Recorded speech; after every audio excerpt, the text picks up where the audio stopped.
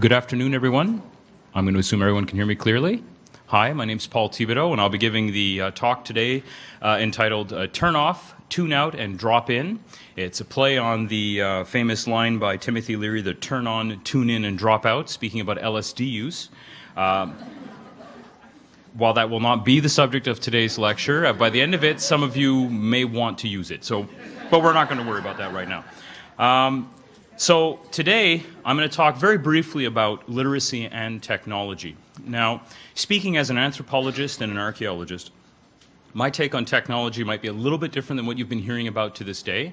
A few of the slides you're going to wonder, why is that there? But you'll see it sort of lay the context for what we're looking at today. Because one of the things with technology, a lot of the current approaches that I've seen tend to speak of technologies mostly in terms of the ICTs, or the information communication technologies. And when people talk about them, they say, oh, computer this, iPod, iPhone this. But of course, the technologies are much more wide-ranging than that. So we're going to talk a little bit about that and what it means for looking at literacy and essential skills, and sort of looking at the bigger picture, of course, the work that you do in the literacy fields, and of course, the needs of economies and societies in general. So we've got a little bit of ground to cover, and we'll get started. So this is not going to be an archaeology lecture. I'm just trying to set the stage. But one of the things about humans is that, one of the things you may have noticed is that humans are really good at making things. And we've been good at it for millions of years. From the making of the first Oldowan pebble chopper, a stone tool that you see in the top right corner, simple smacking off of 2 flakes, humans have used tools to compensate for the fact that we're weak, slow, and scared. For the most part, that skill has helped us to develop, of course, our brains. One of the things that we see is that making is saying, and that language and doing go hand in hand. The part of the brain right there, called Broca's area, that's responsible for speech, probably evolved over 1.5 million years ago. And the reason it happened is because human brains basically have evolved to solve yesterday's problems. This is the premise behind evolutionary psychology. Basically, the brain inside your body right now, in fact, your body itself, is 100,000 years old. So if you felt tired this morning, that's why. We solve yesterday's problems. That's what evolution does. So we've got great brains and bodies that are so good for life 100,000 years ago, before texting, before stress, before traffic.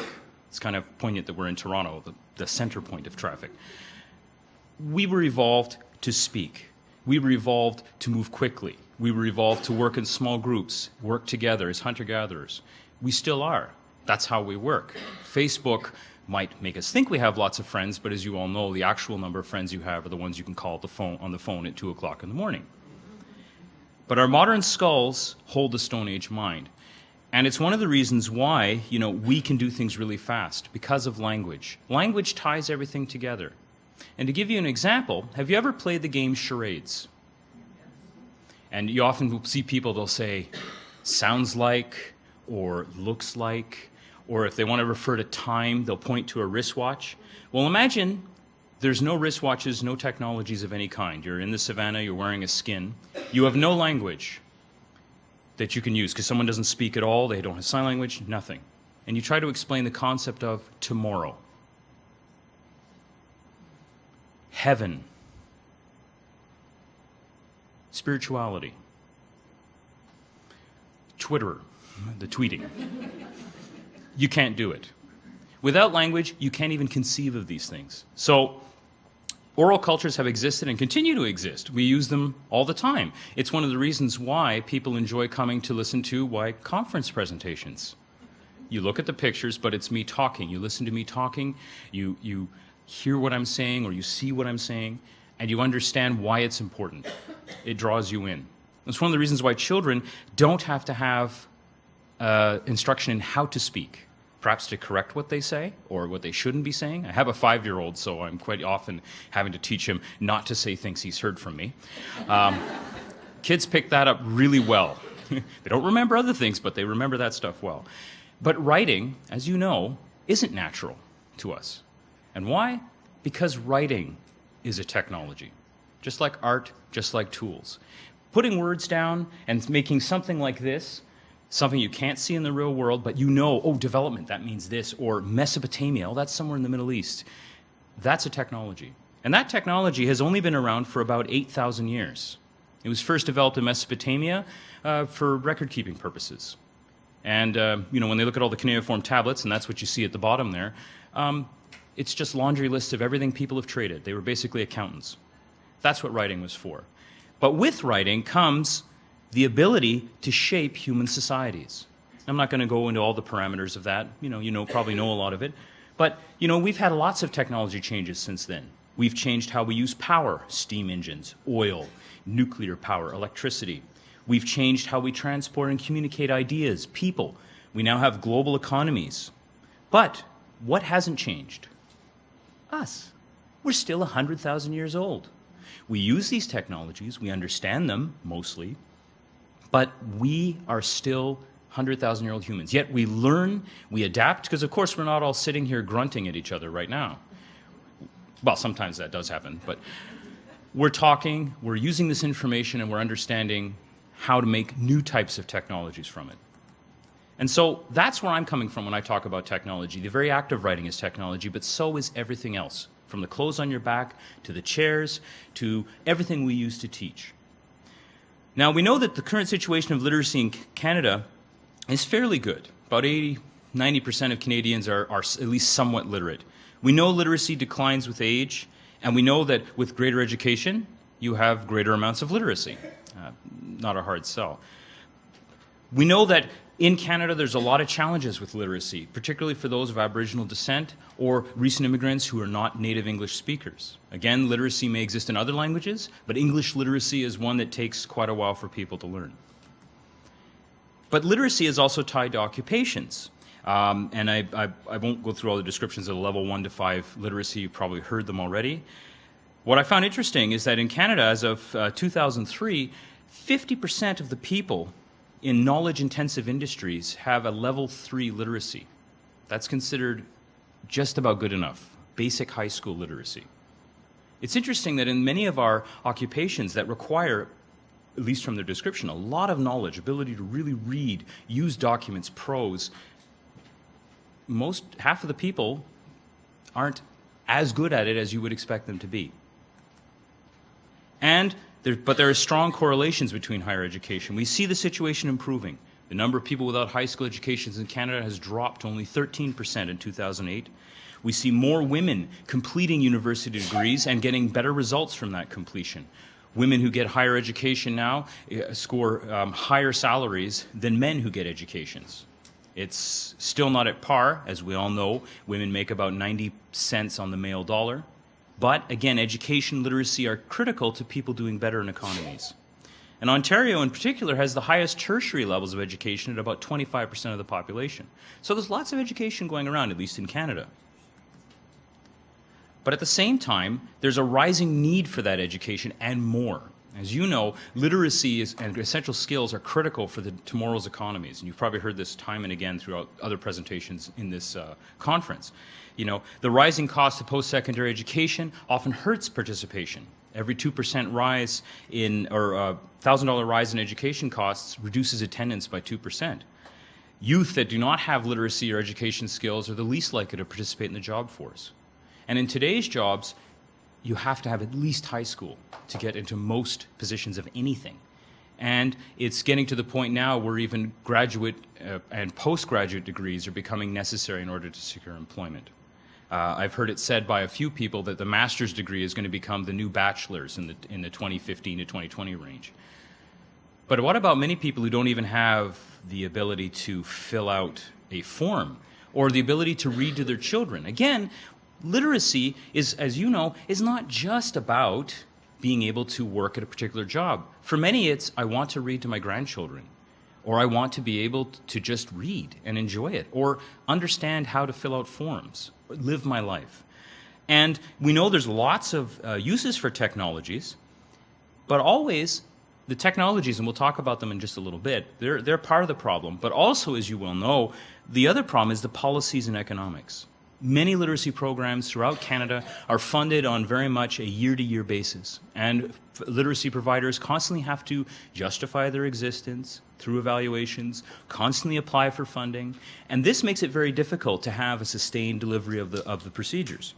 Also, it's difficult to evaluate success in consistent best methods. And in this conference already, I've looked at many of the presentations. I haven't been able to get to them all. But I've seen, a lot of people talking about these issues, and they're very important. And that's the thing about technologies. Technologies are not just a particular software program or a particular computer that will magically solve problems. It's also about the policies that are put into place to use those technologies. The best software in the universe that could do everything perfect.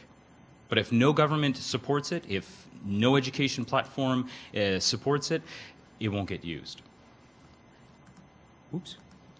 So, and the other thing with literacy and with essential skills, again, is defining not just literacy, what we mean by it. I mean, the IALSS has done a pretty good job of providing a definition of what it is.